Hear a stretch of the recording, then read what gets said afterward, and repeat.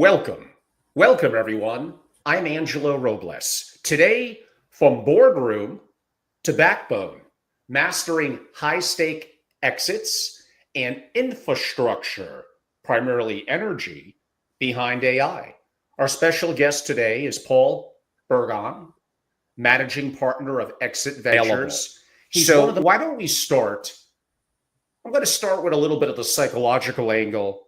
What are the top psychological pitfalls that families face during a major exit? Yep. Psychological, emotional. I prefer the term emotional because that's what you had mentioned before. And I think it is a highly emotional aspect. To sell the family business there's a few things. One, you have a sense of identity, right? That where the family, this is the way the family has, and I'm talking about the business, the primary family business. It's how it's generated its wealth, right? We're the family business. There's a lot of family identity and individual identity that has been built around the family business. You have differing opinions of when to sell and if to sell. And then you have differing opinions on the best way to achieve that end, assuming that the majority actually decide to go ahead to sell. There's no easy answers in any of those topics, right? And so unless there is a patriarch or a matriarch that's firmly in charge of that decision, even if there are influencers with the children or advisors, the board that are actively involved, which they probably should be, you have a highly emotional decision-making process.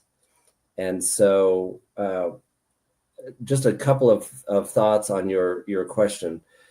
One of the key questions would be when to sell.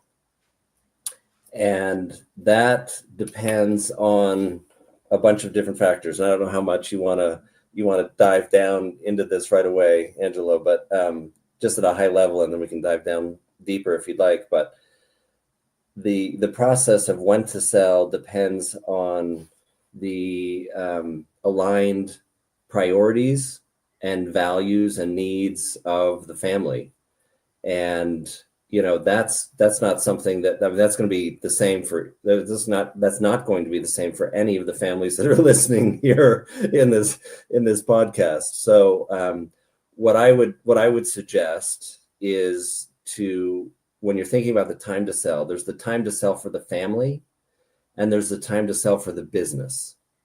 Those can be very different topics, but I would try and get consensus on the right time to sell the business, as well as the right time to sell for the family and what that means for the family in terms of income, capital gains, essentially identity, sense of continuity.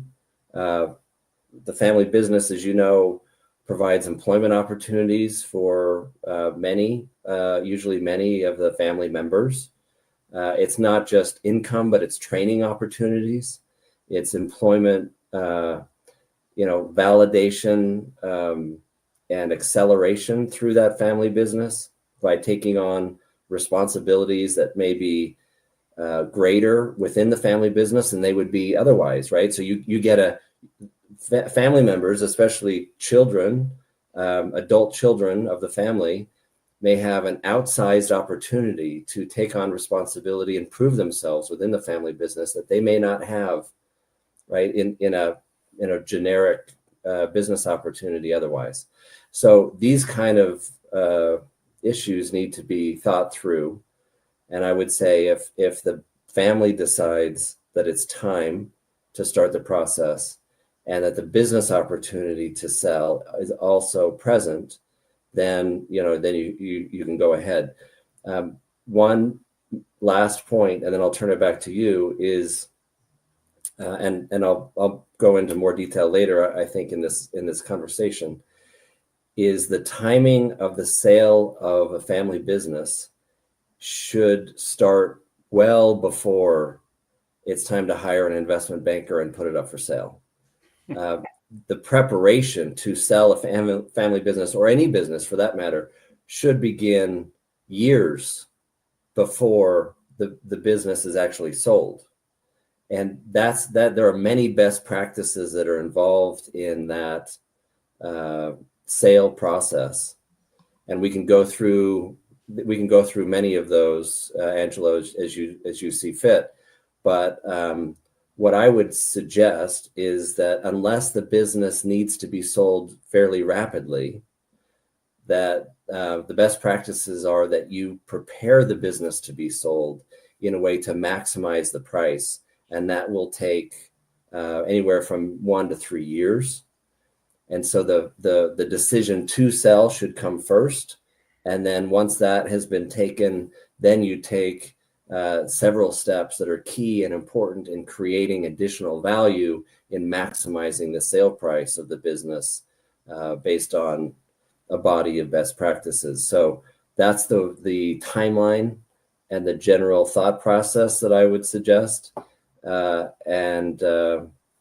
Getting back to your question, emotional issues, that's hopefully I've touched on the key ones, but there are certainly a lot of complexities that are not generically addressed, unfortunately. Of course. And I will have some questions that will still continue to drill down this road because I think they're important. There's a variety, having founded and exited some businesses. It gives me an alignment, a purpose. It's fulfilling to me.